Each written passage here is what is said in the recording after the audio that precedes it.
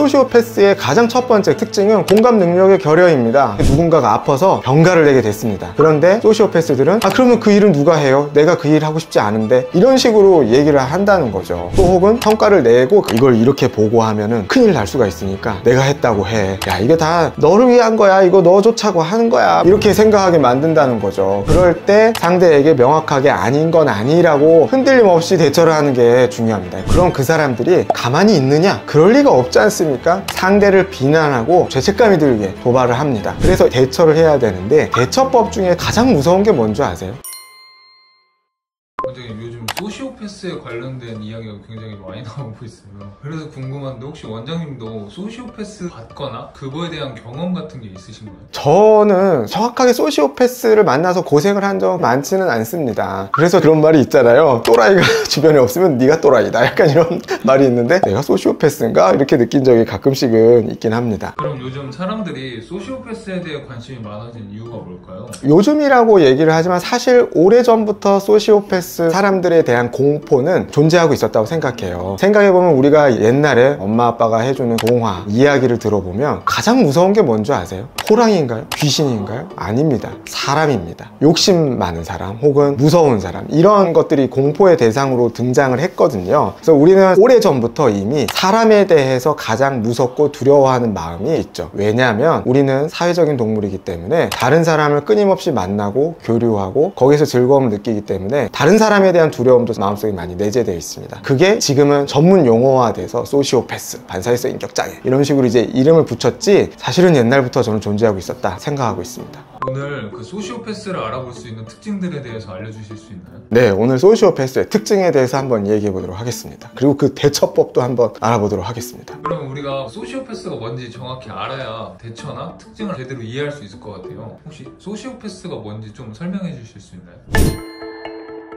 소시오패스는 정확한 정식 의학적 용어는 아닙니다. 그렇기 때문에 그냥 어느 정도 개념적인 것에 대해 설명을 좀 드리자면, 다른 사람의 권리나 기회, 인권, 이런 것들을 아무렇지도 않게 침해하면서 그런 것들에 대한 양심, 심리적 압박, 이런 것들이 별로 없는 그런 사람들을 일컬어서 소시오패스라고 얘기하는 것 같습니다. 소시오패스라는 말이 두 가지 말이 결합된 거거든요. 일단은 패스라는 말은 의학적 용어인데요, 어떤 병리라고 생각을 하면 됩니다. 그 앞에 붙는 이제 소시오라는 말은 사회적 그런 의미 가까운 거거든요. 그래서 사회성에 있어서의 병적인 특징을 갖고 있는 인격적 병, 이렇게 이해하시는 게 좋을 것 같습니다. 그래서 사회적인 것은 무엇을 의미하느냐? 핵심은 공감 능력입니다. 즉, 공감 능력이 결여돼서 다른 사람을 아무렇지도 않게 도구화하거나 짓밟는 걸 소시오패스라고 이해하시면 될 것 같습니다. 그러면 소시오패스가 우리 주변에서 좀 흔하게 볼 수 있는 그런 성향의 사람들이구나. 소시오패스는 우리도 어느 정도는 갖고 있는 부분이라고도 볼 수 있습니다. 또 저는 아이들을 주로 보잖아요. 아이들에게도 그런 성향들이 보이는 경우도 많이 있습니다. 그러니까 우리는 항상 어린 시절부터 완벽히 갖추고 태어난 사람은 아니기 때문에 점점 발전하면서 성인이 되면 그런 발달이 좀 덜 된 경우도 있겠죠.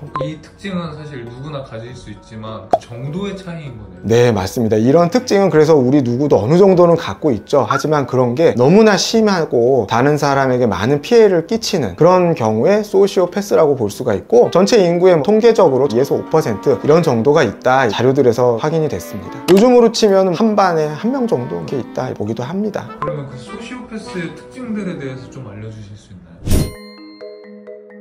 일단 소시오패스의 가장 첫 번째 그리고 가장 으뜸가는 특징은 공감 능력의 결여입니다. 그래서 예를 들면 직장생활을 한다고 쳐봐요. 근데 직장생활을 했는데 누군가가 아파서 병가를 내게 됐습니다. 그랬을 때 보통의 대부분의 사람들은 아이고 많이 아프겠군요, 아파서 힘드시겠네요, 얘기하는 게 보통이죠. 그런데 소시오패스들은 그러면 그 일은 누가 해요? 내가 그 일 하고 싶지 않은데, 이렇게 되는 반응들이죠. 이런 식으로 타인에 대한 공감 능력이 많이 떨어진다, 첫 번째 특징입니다. 두 번째로는 다른 사람을 조종하려고 하거나 기만하려고 하거나 이런 거예요. 예를 들면은 상황을 자기가 원하는 대로 만들어 가려고 하는 그런 경향이 굉장히 강합니다. 그래서 그런 사람들이 가장 많이 하는 얘기 중에 하나가, 야, 이게 다 너를 위한 거야, 이거 너 좋자고 하는 거야, 뭐 이렇게 얘기한다는 거죠. 사실은 자기의 이익이나 어떤 목적이 같이 연결되어 있기 때문에 그렇다고 볼 수 있겠죠. 예를 들면 회사에서 성과를 내고 그걸 위에다가 보고하거나 이런 과정에서, 야, 이걸 이렇게 보고하면은 큰일 날 수가 있으니까 내가 했다고 해, 이런 식으로 짐짓, 상대를 위하는 척하고 과실을 자기가 따먹으려고 하는 그런 모습을 보인다거나, 예를 들면 이제 이런 것들이죠. 여기 가서는 딴 말하고 저기 가서는 딴 말하고 심하게 험담을 조장을 해서 자기가 원하는 바를 이루려고 한다거나, 혹은 상대가 원하는 바를 교묘히 알아차려서 그걸 지렛대 삼아서 교묘히 그 사람이 자신을 위해서 일하도록 만든다거나, 이런 조종적이고 기만적인 모습을 보이는 거, 이런 것들도 소시오패스가 갖고 있는 특징입니다. 근데 약간 사실은 아주 고단수가 있어요. 그래서 나중에 한참이나 지나서 뭔가 이상한데 이렇게 하다가 나중에 알게 되는 경우도 있고, 너무 눈에 뻔하게 보이는 사람들도 있기는 있습니다. 그리고 그 사람들은 상대가 그걸 모를 거라고 생각하는 경우도 생각보다 많아요. 근데 상대를 되게 얕잡아 보거나 어린아이 취급을 하는 거죠. 내가 말 안 하면 모를 거라 생각을 하는 거죠. 그런 경우도 있고, 그래서 다른 팀에 가서는 나를 안 좋은 사람 만들고, 또 저기 가가지고는 저 사람 안 좋은 사람 만들고,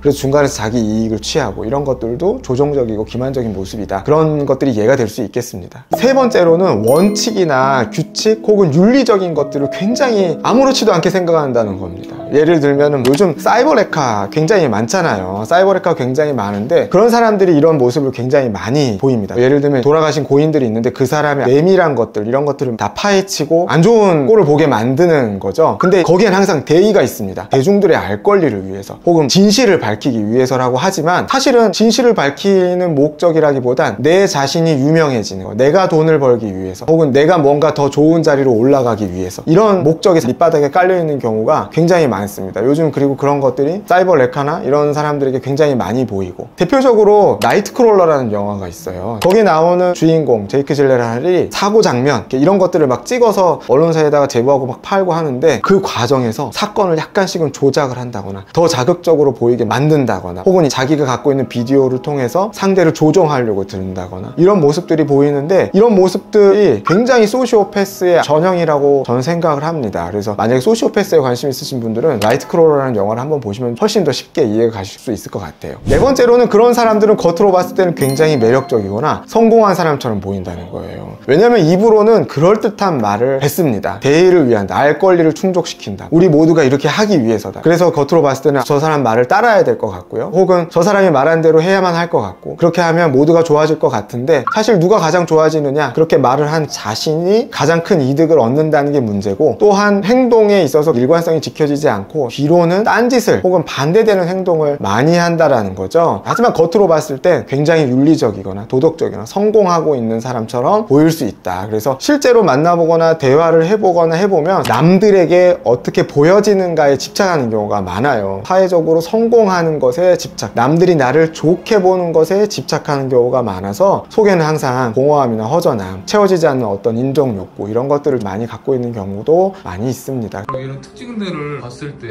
이 사람이 소시오패스 같아 하면은 대처를 해야 될 거 아니에요? 대응을 하든지 그런 방법들 같은 것도 혹시 있을까요?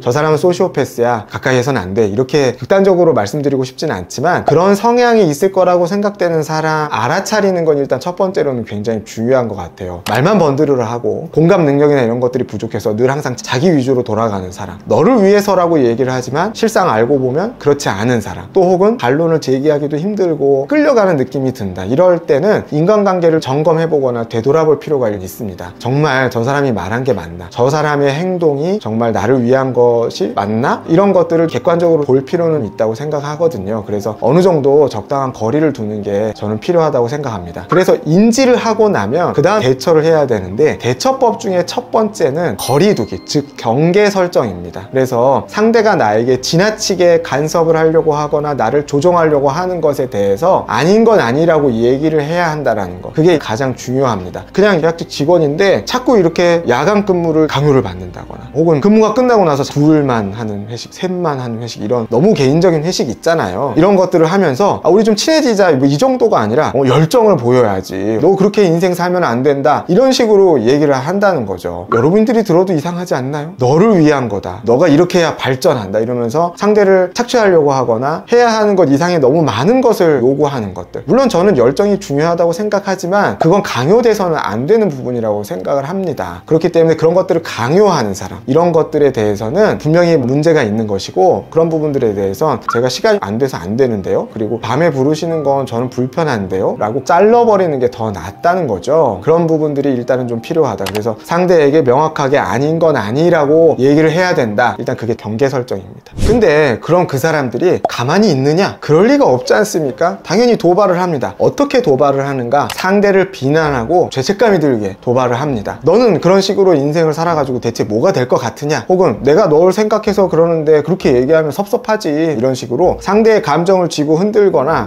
진짜 그런가? 내가 좀 이상한 건가? 이렇게 생각하게 만든다는 거죠. 그럴 때 냉정하고 흔들림 없이 대처를 하는 게 중요합니다. 같이 흥분해서 싸우거나 감정적인 모습을 보이면 소위 말하면 말리는 겁니다. 뭔가 쎄한 느낌이 돌아왔을 때도 침착하게 그냥 같은 말을 반복하는 게 더 낫다. 아, 부장님께서는 그렇게 생각하셨군요. 근데 저는 제 생활도 중요하기 때문에 어쩔 수 없어요. 죄송하지만 더 이상 이런 식으로 연락은 하지 말아주세요. 이런 식으로 같은 말을 계속 반복하는 거, 혹은 자신의 원칙을 계속적으로 고수해 나가는 거, 이런 것들이 굉장히 일단 두 번째로는 중요합니다. 그래서 감정적으로 흔들리지 말고 감정 반응을 최소화하고 화내지 말고 얘기하는 거, 이런 것들. 그리고 만약에 나의 기준이 흔들린다면 주변 사람하고 대화하거나 검증을 하는 게 필요합니다. 예를 들면 직장에서도 다른 사람하고도 좀 얘기를 나눠볼 수도 있죠. 아, 저기 죄송한데 부장님이 이런 걸로 자꾸 연락을 원래 하시는 분인가요? 그쪽에는 혹시 좀 어떻게 하셨나요? 예를 들면 이제 이런 것들을 물어보고, 그 김 부장, 그분 원래 그런 사람이야, 유명해, 원래 여기 누구누구 씨한테 그러기 전에도 원래 그랬어, 사람들이 그래서 지금 상대 안 해,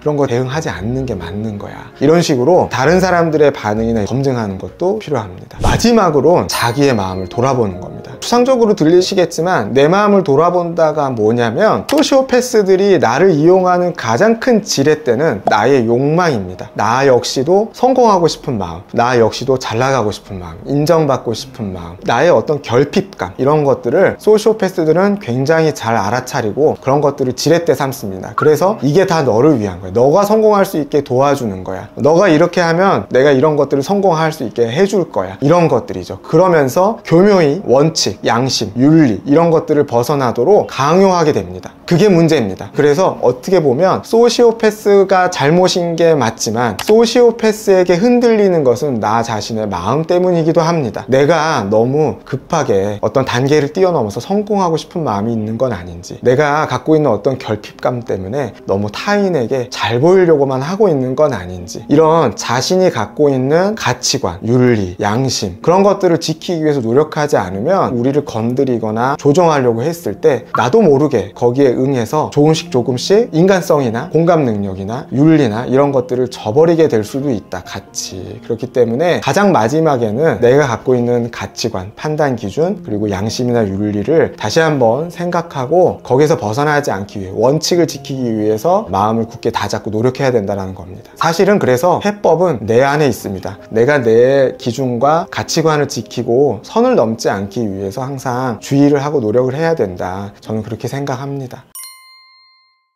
오늘은 제가 소시오패스에 대해서 얘기를 나눠봤는데, 우리가 사람을 만나면 그에 해당하는 느낌이 있습니다. 우리 마음은 직관적으로 경보 시스템을 가지고 있어요. 그래서 어떤 사람이 나에게 다가왔을 때 굉장히 부담스럽고 불편한 느낌이 들고, 시간이 지나면 지날수록 이건 아닌데 라는 생각이 들게 될 수도 있습니다. 우리는 그런 알람 시스템을 오랫동안 인간에게 내재되어 온 것들이고 무시해서는 안 되는 거라고 저는 생각해요. 그래서 타인을 만나면서 힘든 점이 있거나 뭔가 불편한 느낌이 들 때 잠깐은 멈춰서 생각해보고 돌아보게 되시면 좋겠어요. 내가 지금 느끼는 이런 것들이 진짜 나를 보호하는 그런 신호일 수도 있으니까 절대 무시하지 마시고 돌아보시고 주변 사람과 얘기를 나누고 정신건강의학과에 오셔서 상담을 받고 어떻게 하면 좋은지 상의를 하고 자기 마음을 다시 좀 다잡고, 이런 부분들이 저는 필요하다고 생각합니다. 오늘 영상이 도움이 되셨다면 구독, 좋아요, 알림 설정 부탁드리겠습니다. 또 인간관계로 인해 힘들어하시는 분들이 있다면 영상 공유해 주시면 도움이 많이 될 것 같습니다. 다음에 더 좋은 영상으로 찾아뵙도록 하겠습니다. 감사합니다. 안녕.